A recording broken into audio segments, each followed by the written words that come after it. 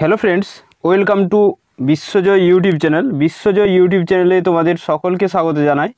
দেখো, আজকে আমি তোমাদের সঙ্গে বিহার স্টেটের তোমাদের যে বেঙ্গলি সাবজেক্টের বেশ কিছু প্রশ্ন উত্তর নিয়ে আলোচনা করব, ঠিক আছে?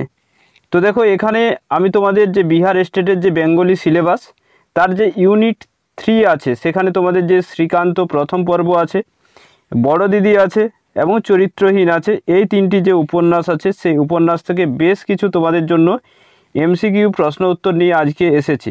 তো তোমাদের এটি প্র্যাকটিস হয়ে যাবে, ঠিক আছে? এবং তোমাদের জন্য আগামীতে আমি যে ফুল মক টেস্ট নিয়ে আসার চেষ্টা করব। তো তোমাদের সঙ্গে সেই সঙ্গে আমি তোমাদের বলবো যে বিহারের স্টেট এক্সাম ঠিক কোন মাসে হতে পারে। দেখো, তোমাদের যে বিহার স্টেটের এক্সাম সম্ভাবনা আছে যে ভোট পরবর্তীতে তোমাদের এই এক্সাম হওয়ার সম্ভাবনা আছে। তো দেখা যাক সেটা। তো যখনই এক্সাম সংক্রান্ত কোনো আপডেট আসবে, তখনই তোমরা এই বিশ্বজয় ইউটিউব চ্যানেল থেকে জানতে পেরে যাবে। দেখো, আমরা যদি ইউনিট 13-এ যাই, ইউনিট 13-এর যদি প্রথম প্রশ্নের দিকে যাই, দেখো যে এখানে দেখো কি আছে। দেখো, ইউনিট 13-এর যে প্রথম প্রশ্ন, দেখো যে বললাম যে চরিত্রহীন, বড় দিদি এবং শ্রীকান্ত প্রথম পর্ব, এই তিনটে উপন্যাসের বেশ কিছু প্রশ্নোত্তর এখানে আছে। দেখো, তিনি যদি না বাঁচতেন তাহলে বোধহয় পাগল হয়ে যেতাম। এখানে উক্তিটি কার? দেখো, তিনি যদি না বাঁচতেন তাহলে বোধহয় পাগল হয়ে যেতাম, এই উক্তিটি হলো মাধবীর। এই উক্তিটি হলো মাধবী। এই মাধবী তোমাদের বড় দিদি উপন্যাসের একটি চরিত্র।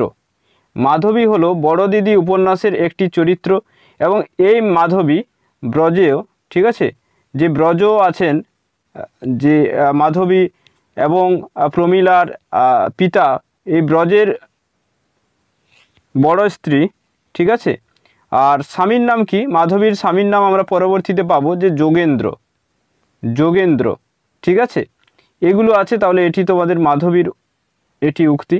নেক্সট প্রশ্নে আমরা চলে যাব, দেখে নাও যে মাধবী কত বছর বয়সে স্বামীহারা হয়েছিলেন। দেখো, মাধবী কত বছর বয়সে স্বামীকে হারিয়েছিলেন, এখান থেকে যদি আমরা দেখি, দেখো বড় দিদি নামে পরিচিত হলেন এই মাধবী। যে বড় দিদি তোমাদের উপন্যাসটি আছে, সেই বড় দিদি উপন্যাসের যে প্রধান চরিত্র হলো মাধবী এবং মাধবী কিন্তু বড় দিদি নামে পরিচিত। মাধবীর বিয়ে হয়েছিল 11 বছর বয়সে, এটাও মনে রাখতে হবে যে মাধবীর কত বছর বয়সে বিয়ে হয়। এবং মাধবীর স্বামী মারা গিয়েছিল 16 বছর বয়সে, এটাও মনে রাখতে হবে। তাহলে তোমাদের আমি এক্ষুনি জানালাম যে মাধবীর স্বামীর নাম হলো যে যোগেন্দ্রনাথ।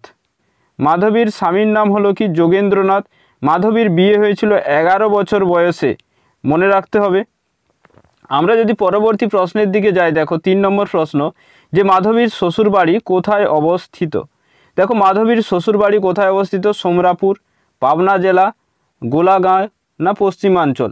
তো এখানে তোমাদের মাধবীর যে শ্বশুরবাড়ি, এই মাধবীর শ্বশুরবাড়ি অবস্থিত, এটা তোমাদের অ্যান্সার হয়ে যাবে যে পশ্চিমাঞ্চলে, ঠিক আছে। পাবনা জেলায় হবে, পশ্চিমাঞ্চল নয়, যে পাবনা জেলার যে গোলাগাঁও, সেখানে মাধবীর শ্বশুরবাড়ি। পাবনা জেলার যে গোলাগাঁও, সেখানে মাধবীর শ্বশুরবাড়ি। নেক্সট প্রশ্নে আমরা যদি চলে যাই, দেখে নাও যে কার্তিক মাসের কথা আছে কত নম্বর পরিচ্ছেদে। কার্তিক মাসের কথা আছে কত নম্বর পরিচ্ছেদে? দেখো, মাধবীর যে বিয়ে হয়, ঠিক আছে, সেই মাধবীর বিয়ে হয়েছিল পাবনা জেলার, ঠিক আছে, এক জমিদারের সঙ্গে। তো সেখানে দেখো যে সেখানে আমরা যদি দেখি যে এখানে যে কার্তিক মাসের কথা আছে, এটা অবশ্যই হয়ে যাবে যে 9 নম্বর যে পরিচ্ছেদ, সেখানে। এই বড় দিদিতে টোটাল 10টি পরিচ্ছেদ আছে, এটিও আমাদের মনে রাখতে হবে। বড় দিদিতে টোটাল 10টি পরিচ্ছেদ আছে এবং বড় দিদি প্রকাশিত হয়েছিল, ঠিক আছে, বড় দিদি প্রকাশিত হয়েছিল 1913-তে এবং বড় দিদি যখন ভারতীতে প্রকাশিত হয় তখন 1906-7 দিকে ভারতীতে প্রকাশিত হয়েছিল বড় দিদি। আমরা যদি পরবর্তী প্রশ্নে চলে যাই, দেখো যে পরবর্তী প্রশ্ন, দেখো 6 নম্বর প্রশ্ন, যে চরিত্রহীন উপন্যাসটি কার লেখা। চরিত্রহীন যে উপন্যাস, সেটি কার লেখা? তো দেখে নাও, এটা তোমাদের উত্তর হয়ে যাবে অবশ্যই কি, যে শরৎচন্দ্র চট্টোপাধ্যায়ের লেখা এই চরিত্রহীন উপন্যাস।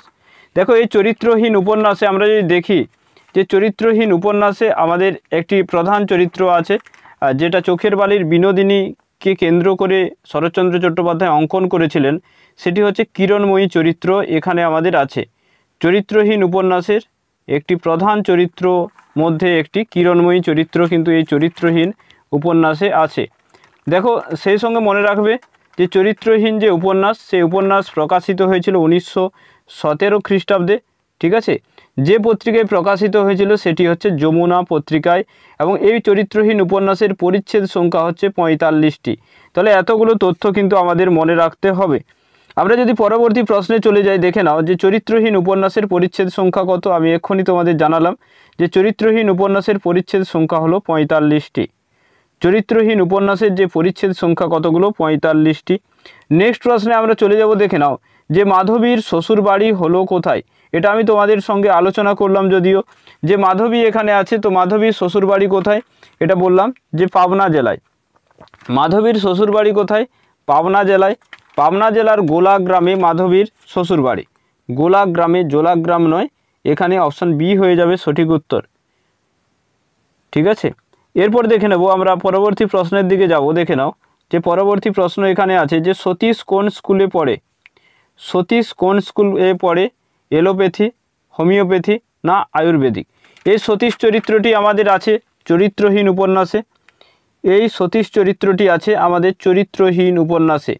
এই চরিত্রহীন উপন্যাসে আমরা সতীশ সম্পর্কে যদি দেখি, সতীশ চরিত্র সম্পর্কে যদি দেখি, দেখো সতীশ চরিত্রের যে বয়স সেই বয়সটা আমরা দেখতে পাবো 24 বছর বয়স সতীশের, এবং তিনি এন্ট্রান্স পাস করতে পারেননি, তার ফলে হোমিওপ্যাথি স্কুলে পড়ছে। এন্ট্রান্স এক্সাম পাস করতে পারেনি, তাহলে এই হলো সতীশ চরিত্র। আমরা নেক্সট প্রশ্নে চলে যাব। দেখো যে উপেন্দ্রের স্ত্রী সুরবালার ডাক নাম পশুরাজ কে দিয়েছিলেন? এটা কি দিয়েছিলেন নয়, কে দিয়েছিলেন।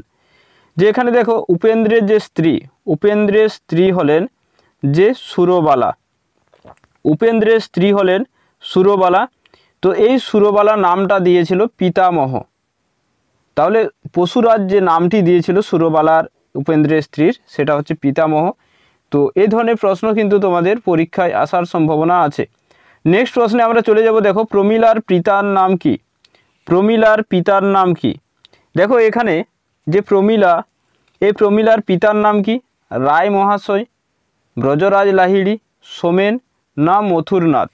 তো দেখো এখানে আমরা যদি দেখি যে মাধবীর বোনের নাম হলো প্রমীলা, মাধবীর বোনের নাম হলো প্রমীলা। তাহলে প্রমীলার পিতার নাম হলো কি? ব্রজরাজ লাহিড়ী। এখানে তোমাদের যে অ্যান্সারটি হয়ে যাবে অপশন, প্রমীলার পিতার নাম এখানে যদি দেখি, তাহলে দেখো এটা তোমাদের যে উত্তর হয়ে যাবে ব্রজরাজ লাহিড়ী হয়ে যাবে সঠিক উত্তর। ব্রজরাজ লাহিড়ী হলেন একজন জমিদার, ঠিক আছে, এটা আমাদের মনে রাখতে হবে। ব্রজরাজ লাহিড়ী হলেন এক জমিদার, মনে রাখবে প্রত্যেকেই। দেখো আমরা নেক্সট প্রশ্নে চলে যাব, এবং তিনি পূর্ববঙ্গের জমিদার, এটাও মনে রাখবে যে পূর্ববঙ্গের জমিদার তিনি ছিলেন এই ব্রজরাজ লাহিড়ী। আর মনে রাখবে আমরা যদি নেক্সট প্রশ্নের দিকে যাই, দেখো যে ব্রজরাজ লাহিড়ী কোথাকার জমিদার? আমি তোমাদের বললাম এক্ষুনি যে এটা হবে পূর্ববঙ্গের, ঠিক আছে, পূর্ববঙ্গের। এখানে টাইপিং মিস্টেক আছে, পূর্ববঙ্গের হবে। দেখো নেক্সট প্রশ্নে আমরা চলে যাব। দেখো উপেন্দ্র দিদি কত বছর আগে বিধবা হন? উপেন্দ্রের যে দিদি, ঠিক আছে। তো এখানে দেখো আমরা, দেখো উপেন্দ্র, এটা চরিত্রহীন উপন্যাসে আছে উপেন্দ্র। তো উপেন্দ্রের দিদি কত দিন আগে যে বিধবা হয়েছিলেন যদি আমরা দেখি, দেখো যে এখানে তোমাদের অ্যান্সার হয়ে যাবে অবশ্যই যে 4 বছর, অ্যান্সার হয়ে যাবে 4 বছর। তো দেখো এখানে দেখো উপেন্দ্র চরিত্রটি সম্পর্কে যদি আমরা দেখি, এই উপেন্দ্র পেশায় কিন্তু উকিল, মনে রাখবে উপেন্দ্র হলেন পেশায় উকিল, এবং তিনি হলেন সুরবালার স্বামী। সুরবালার স্বামী হলেন এই উপেন্দ্র। দেখো উপেন্দ্রের, তাছাড়া আমরা যদি দেখি যে এখানে, তাহলে উপেন্দ্রের যে দিদি কত বছর আগে বিধবা হন, এটা স্পেস হতো, তো এটা 4 বছর, এটা হতো 4 বছর। নেক্সট দেখে নাও যে উপেন্দ্রের স্ত্রীর যে পশুরাজ নামটি, এটা বললাম যে পিতামহ নামটি দিয়েছিলেন। তো এটা আমাদের জানা প্রয়োজন যে উপেন্দ্রের দিদির নাম কি, ঠিক আছে। তো উপেন্দ্রের দিদির নাম কি, এটি আমাদের জানার প্রয়োজন। মহেশ্বরী, তার দিদির নাম হলো মহেশ্বরী। মহেশ্বরী হলো তার দিদির নাম, ঠিক আছে। উপেন্দ্রের দিদি মহেশ্বরী, এটা মনে রাখবে। নেক্সট প্রশ্নে আমরা চলে যাব। দেখো যে দিবাকরের বয়স কত। দিবাকরের বয়স কত, দেখো আমরা এখানে সতীশ পেলাম, তো দিবাকরের এখানে যে বয়স পাবো সেটা হয়ে যাবে, দেখো যে দিবাকরের এখানে যে বয়স আছে সেটা 19 বছর, এবং দিবাকর এফএ পাস করে বিএ পড়ছে। দিবাকরের মামাতো ভাই, মনে রাখবে মামাতো ভাই, দিবাকরের মামাতো ভাই হলেন উপেন্দ্র, মনে রাখতে হবে।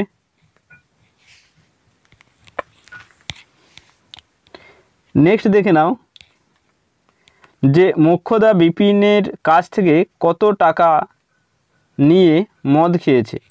দেখো এখানে যে মোক্ষদা চরিত্র আছে, যে বিপিন, এখানে মোক্ষদা হলেন এক দাসী, এখানে মোক্ষদা হলেন এক দাসী হলেন মোক্ষদা। তো বিপিনের কাছ থেকে যে কত টাকা চেয়ে মদ খেয়েছেন, তো এখানে দেখো বিপিন চরিত্রটি যদি জানতে হয়, যে বিপিন হলো যে সতীশের বন্ধু, মনে রাখবে বিপিন হলো সতীশের বন্ধু, এবং এলাহাবাদে বিপিনের সঙ্গে সতীশের আলাপ হয়েছে। তাহলে কত টাকা চেয়ে মদ খেয়েছে, এখানে তোমাদের যে উত্তরটি হয়ে যাবে সেটা হচ্ছে 20 টাকা, ঠিক আছে। 20 টাকা চেয়ে মদ খেয়েছে। আমরা যদি নেক্সট প্রশ্নের দিকে চলে যাই, দেখে নাও নেক্সট প্রশ্ন, যে দিবাকর কি পড়ছিল, অর্থাৎ দিবাকর কোন উপন্যাসটি পড়ছিল। তো দিবাকর এখানে পড়ছিল দুর্গেশ নন্দিনী উপন্যাসটি, দুর্গেশ নন্দিনী উপন্যাসটি দিবাকর পড়ছিল। নেক্সট দেখে নাও কি আছে, যে চরিত্রহীন উপন্যাসের যে পরিচ্ছেদ সংখ্যা, এটা বললাম যে 45টি, রিপিটেড কোশ্চেন। দেখে নাও সতীশকে ছোটবাবু সম্বোধন করেন কে। দেখো সতীশকে কে ছোটবাবু সম্বোধন করে, তো এটা হয়ে যাবে অবশ্যই মোক্ষদা এক দাসী, তো সতীশকে ছোট বাবু বলে সম্বোধন করেন। দেখো নেক্সট প্রশ্ন, চরিত্রহীন উপন্যাসে অন্য কোন উপন্যাসের কথা আছে। চরিত্রহীন উপন্যাসে অন্য কোন উপন্যাসের কথা আছে যদি আমরা দেখি, দেখো এখানে 20 বৃক্ষের কথা আছে, 20 বৃক্ষের কথা আছে চরিত্রহীন উপন্যাসে। চলো দেখো পরবর্তী প্রশ্ন, যে কিরণময়ীর বাড়ি কোথায়। চরিত্রহীন উপন্যাসের প্রধান চরিত্র হলো কিরণময়ী। তাহলে দেখো কিরণময়ীর বাড়ি কোথায় যদি আমরা দেখি, কিরণময়ীর যদি বাড়ি কোথায় যদি আমরা দেখি, দেখো কিরণময়ী চরিত্রটি, এটা আমি বললাম যে চোখের বালি যে উপন্যাস, সেখানে বিনোদিনী চরিত্র অবলম্বনে অঙ্কিত হয়েছে এখানে। তো কিরণময়ী হলেন হারানের স্ত্রী, হারানের স্ত্রী হলেন কিরণময়ী। কিরণময়ী দেখো এখানে পাথুরে ঘাটায় যে কিরণময়ীর বাড়ি হচ্ছে 13 নম্বর বাড়ি, এখানে শিক্ষিত এবং রূপসী। দেখো এখানে কিরণময়ীর বাড়ি কোথায়, বেলগাছিয়া, শোভাবাজার, পাথুরিয়া ঘাটা না গল্ফ গ্রিন। তো আমি বললাম যে পাথুরিয়া ঘাটার যে 13 নম্বর বাড়ি হলো কিরণময়ীর বাড়ি।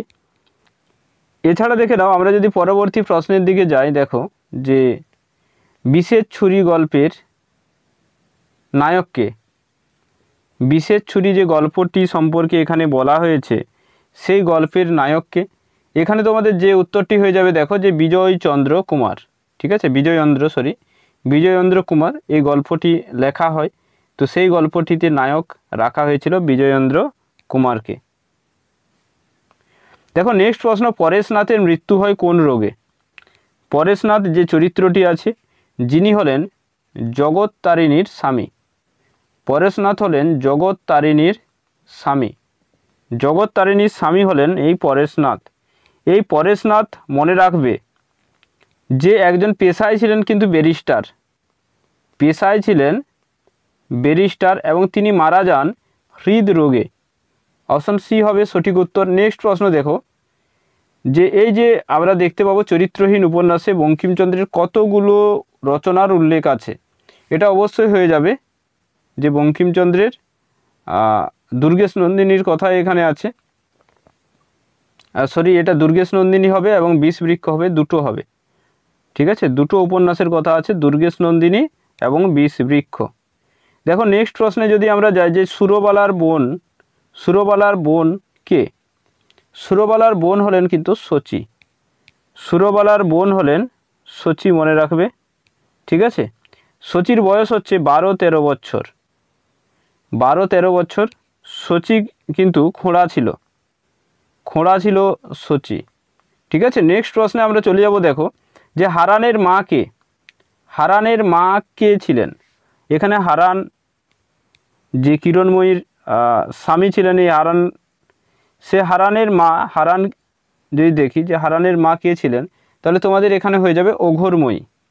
অঘোরময়ী হারানের মা ছিলেন এবং কিরণময়ীর শাশুড়ি ছিলেন। নেক্সট প্রশ্নে চলে যাব, দেখে নাও পরবর্তী প্রশ্ন 27 নম্বর প্রশ্ন, যে কত খ্রিস্টাব্দে চরিত্রহীন উপন্যাস প্রকাশিত হয়? এটা অবশ্যই 1917 আর 1324 বঙ্গাব্দ, দুটোই ঠিক আছে। নেক্সট দেখে নেব যে সুরবালার ডাকনাম পশুরাজ, এটা বললাম পিতামহ। সতীশকে ছোটবাবু সম্বোধন করেছে, এটা অবশ্যই মোক্ষদা। আর মোক্ষদা বিপিনের কাছ থেকে মদ খাওয়ার জন্য 20 টাকা চেয়েছে, এগুলো রিপিটেড কোশ্চেন আছে। খড়ের আগুনের মতো কার প্রকৃতি? খড়ের আগুনের মতো কার প্রকৃতি? এখানে খড়ের আগুনের মতো প্রকৃতি হবে সুরেন্দ্রনাথের, এখানে ও হবে সঠিক উত্তর।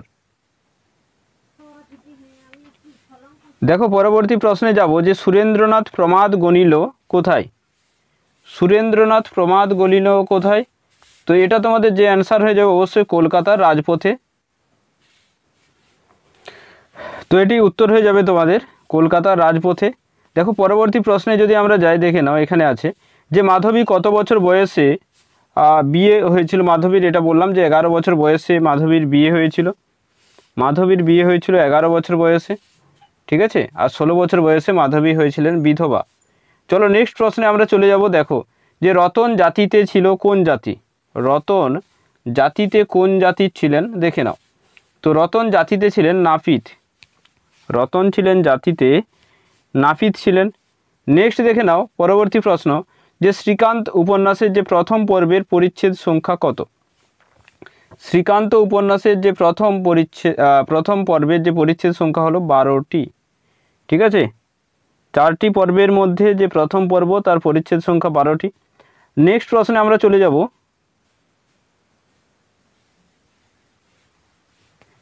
দেখো পত্রিকায় প্রকাশকালে উপন্যাসটির নাম কি ছিল? শ্রীকান্ত উপন্যাসটি যখন পত্রিকায় প্রকাশিত হয় তখন নাম কি ছিল?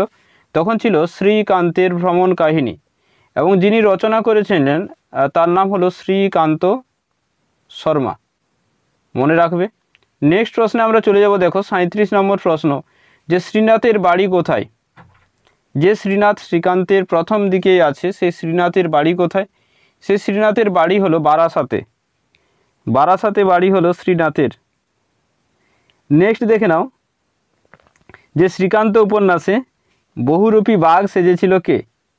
শ্রীকান্ত উপন্যাসে বহুরূপী বাঘ কে সেজেছিলেন? বারাসাতে যার বাড়ি তার নাম হলো শ্রীনাথ, অর্থাৎ শ্রীনাথ। দেখো নেক্সট প্রশ্নে চলে যাব। দেখো ইন্দ্রের নতুন দা কোথা থেকে এসেছিল? ইন্দ্রের নতুন দা কোথা থেকে এসেছিল? এটা অবশ্যই হয়ে যাবে কলকাতা থেকে এসেছিল ইন্দ্রের নতুন দা। দেখে নাও নেক্সট, বড় দিদি উপন্যাসের পরিচ্ছেদ সংখ্যা কতগুলো? বড় দিদি উপন্যাসের পরিচ্ছেদ সংখ্যা হচ্ছে 10টি। মাধবীর দাদার নাম কি?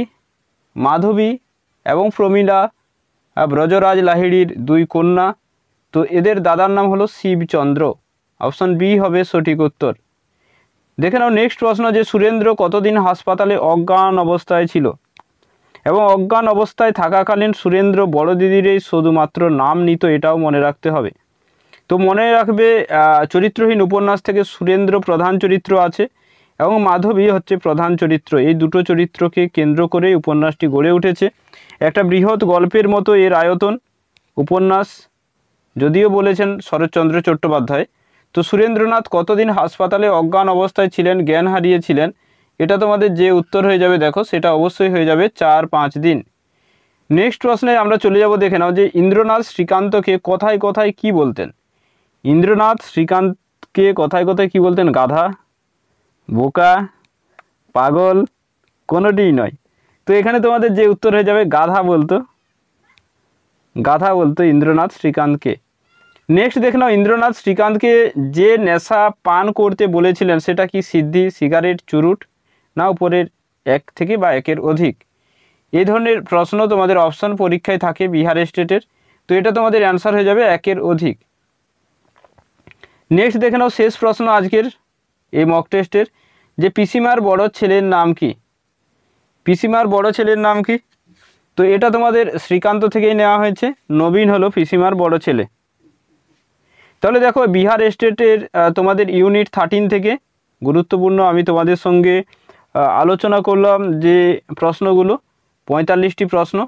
ঠিক আছে, যারা বিহার স্টেট তোমরা দিচ্ছ, তোমরা তোমাদের যে সমস্ত বন্ধুরা স্টেট পরীক্ষা দেবে তাদের সঙ্গে শেয়ার করে নিও। আবারও বলছি, তোমাদের যে স্টেট এক্সাম, ঠিক আছে, সেই স্টেট এক্সাম তোমাদের ভোটের পরবর্তীতে হওয়ার সম্ভাবনা আছে, অর্থাৎ জুন মাসের দিকে হওয়ার সম্ভাবনা আছে এই স্টেট এক্সাম। ঠিক আছে, আর তাছাড়া তোমাদের বিপিএসসি এক্সাম আগস্ট মাসের দিকে হবে। তাহলে দেখো এই 45টি প্রশ্ন, এবং অবশ্যই চ্যানেলে নতুন হলে চ্যানেলটিকে সাবস্ক্রাইব করে রাখতে পারো।